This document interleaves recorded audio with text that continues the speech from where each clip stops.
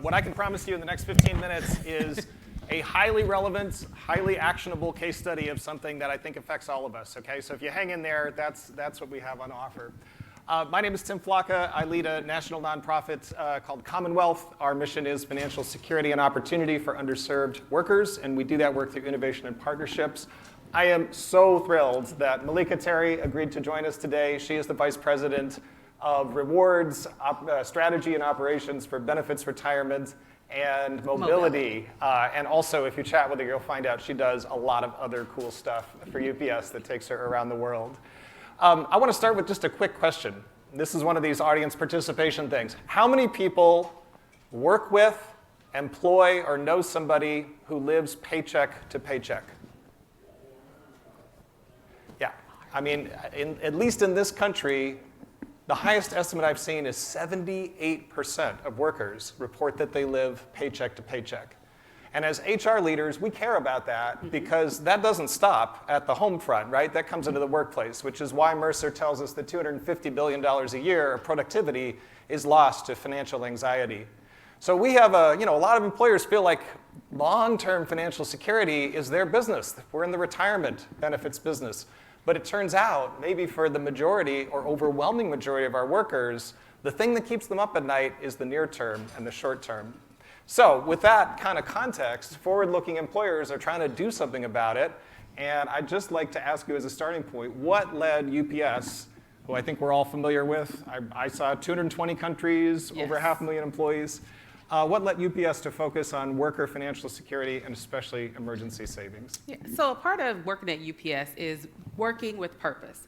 And we want to help drive the world forward and move things that matter. So that's part of what we do.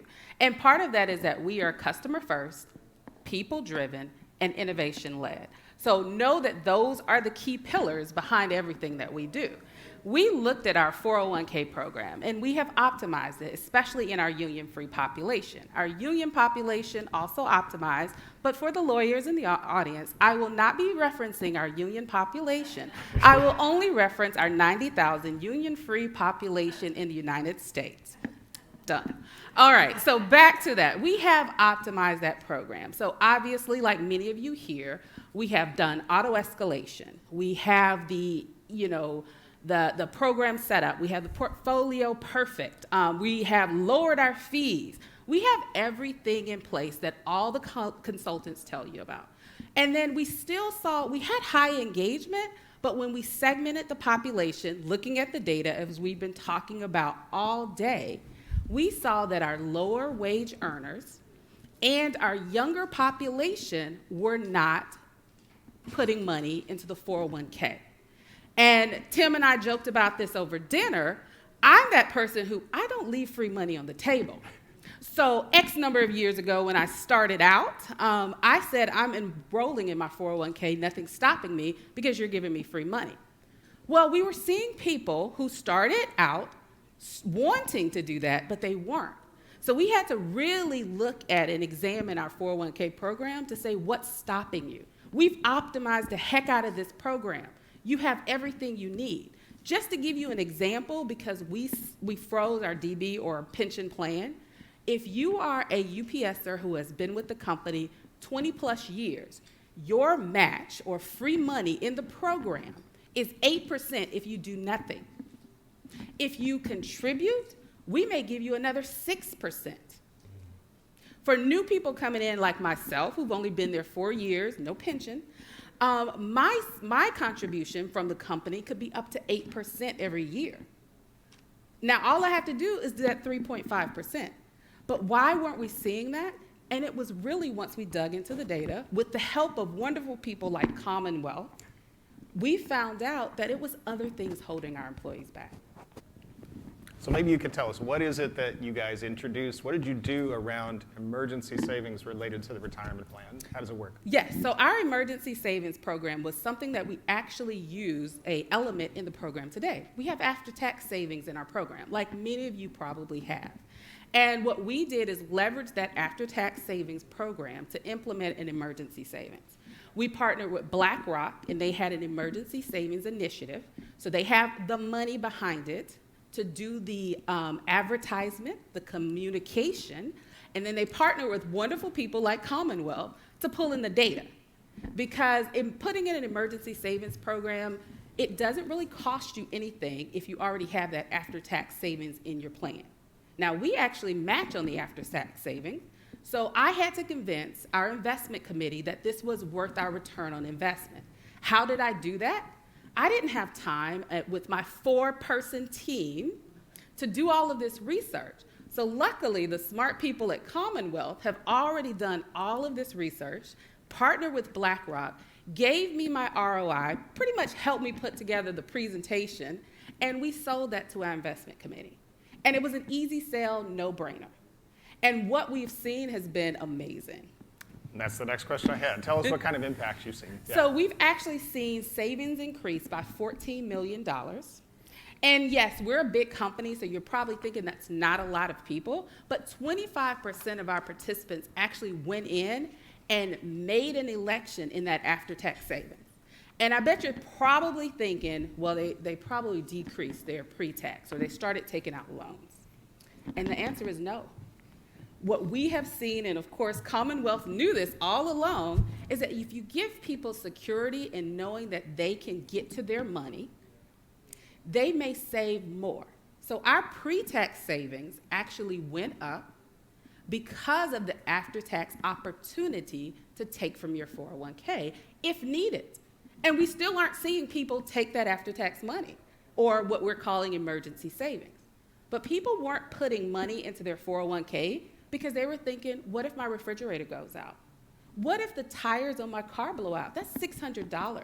And if you're working paycheck to paycheck, you may not be able to afford that.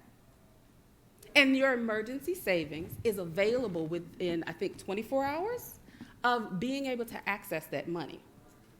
Now, the thing we're probably going to challenge people like Voya, and each of you can challenge your service providers to do, is to make that money even more accessible to our younger generation. And when I say younger, I do truly mean younger, millennial, and the next generation coming in, which I can't remember their name, because they actually don't have bank accounts. A lot of them truly use Zelle, PayPal, and other digital, what I would call digital money opportunities, instead of a bank. So they don't go to brick and mortar banks. So now our challenge to Voya, and where I'm pushing them to think differently, is to allow the distribution to go into a PayPal account or into Zelle or those other opportunities. And we chatted over dinner last night, and one moment that I really appreciated was just you talking about speaking to your mother about emergency savings, and my perception was she was kind of schooling you a little bit. Would you share that anecdote? Yes, moms always school you, so just know whenever you go back with a question to your parents, or at least mine do, they truly do educate me and bring me back to earth sometimes. One of my biggest things for my mom was, okay, why are you not putting into, and this is me being personal, why are you not putting into an after-tax, or why would someone not do that? And it really was around the fact that your money is limited. And her thoughts were, if I put my money in my 401k and I have an emergency come up, even something as simple as what happened to us in Georgia when the Atlanta Braves won the World Series last year, all schools were out on a Friday. That was an immediate hit to us as local employers because our frontline workers could not go to work. Now, if we had an emergency savings plan in place like we did, our employees could have gone to that, pulled money, and hired a babysitter immediately. But my mom actually had to remind me of that. You and other people at your level might have money set aside for those emergencies, but older generation may not, because they are really truly trying to say, I'm working paycheck to paycheck, some of them, as they're exiting the workforce, and they don't want to touch the 401k. And then you have the younger generation who actually have looked at this as a gig workplace, and they've never even enrolled because they're thinking, well, if I put that money in there and I move to another employer, I've got to wait X number of months to get it out, and I might need it. So she really helped me to come back to reality to say this is something that we need. We need to make sure it's accessible quickly within 24 hours, that we are giving people a match if we choose to as a company. And that match encourages you to not only match or be in the after tax, but then also the pre-tax. Because what I can do, if it's not a safe harbor plan, is I can actually put more of a kicker on the pre-tax than I would the after-tax. So there's lots of things you can do with your plan to encourage employees to save.